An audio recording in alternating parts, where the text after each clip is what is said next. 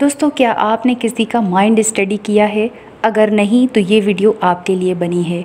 इस वीडियो में आपको कुछ अमेजिंग सीखने को मिलेगा। तो टाइम वेस्ट किए बगैर इस वीडियो को शुरू करते हैं।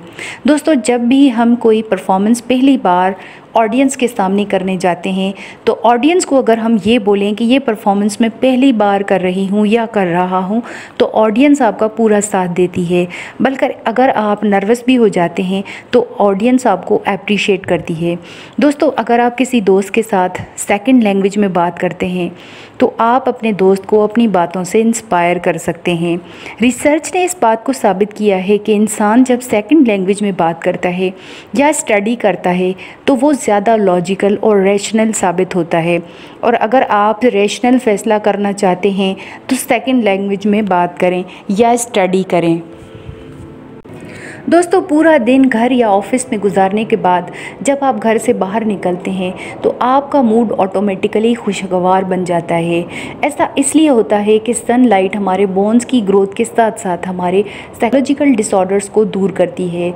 आपको ये बात बताती चलूँ कि जिन मुल्कों में सनलाइट नहीं होती या कम होती है वहाँ साइकोलॉजिकल डिसऑर्डर्स ज़्यादा पाए जाते हैं। दोस्तों, क्या आपने कभी ये नोट किया है कि जब किसी इंसान की नज़र पहली बार हम पर पड़ती है तो वो हमारे शूज़ को देखता है। ये एक कुदरती अमल है। इससे अगला इंसान ये अंदाज़ा लगाता है कि वो व्यक्ति कितना सेल्फ डिसिप्लिन्ड है। अगर आप अपने lower part of the body को क्लीन और पॉलिश्ड रख सकते हैं तो आपकी पर्सनैलिटी भी डेफिनेटली वेल डिसिप्लिन्ड होगी।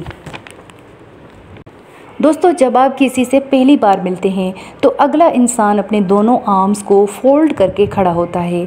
तो इससे इस बात का अंदाज़ा लगता है कि या वो इंसान इनसिक्योर फील कर रहा है या वो कुछ हमसे छुपा रहा है या तो वो एक रिज़र्व इंसान है। दोस्तों, अक्टूबर 2012 में एक रिसर्च जर्नल से बात साबित हुई कि जिन लोगों के पास जर्मन शेफर्ड जैसे डॉग थे उनका मुकाबला पीसफुल डॉग रखने वाले लोगों के साथ किया गया।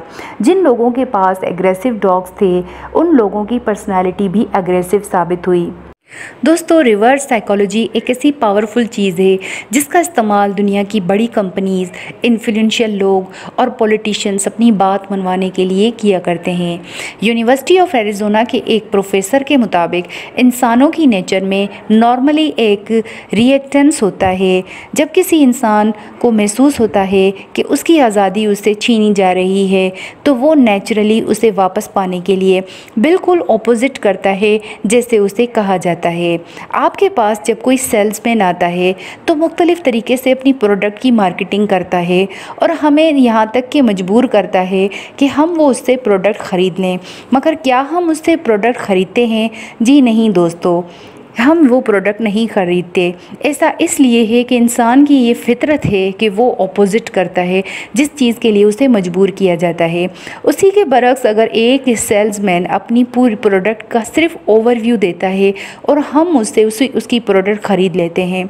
इसी तरह से किसी कॉलेज में एडमिशन्स के लिए अगर बोला जाए कि लिमिटेड सीट्स अवेलेबल तो आपने नोट किया होगा कि वहाँ एडमिशन्स के लाइन लग जाती है, बहुत रश हो जाता है।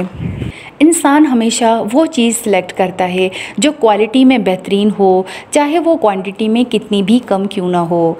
दोस्तों, आपने देखा होगा कि अगर किसी बच्चे को कोई फूड दिया जाए जो उसे पसंद ना हो और अगर बोला जाए कि अगर ये फूड आपने खाया तो खाने के बाद आपको आइसक्रीम या जूस दिया जाएगा तो वो बच्चा फूड ज़रूर फिनिश करता है। अगर हम किसी को ये बोलें कि तुम ये काम कर सकते हो मगर तुम्हें बहुत मेहनत करना होगी और तुम्हारे अंदर अगर इतना कॉन्फिडेंस है तो तुम ये काम कर पाओगे, दोस्तों यकीन मानिए वो इंसान उस काम को करने के लिए दिन रात मेहनत करता है और वो एक टाइम ऐसा भी आता है कि वो कामयाब हो जाता है। दोस्तों, अगर आपको वीडियो अच्छी लगी हो तो इस चैनल को सब्सक्राइब करें, पर लाइक करें और दोस्तों के साथ शेयर करें।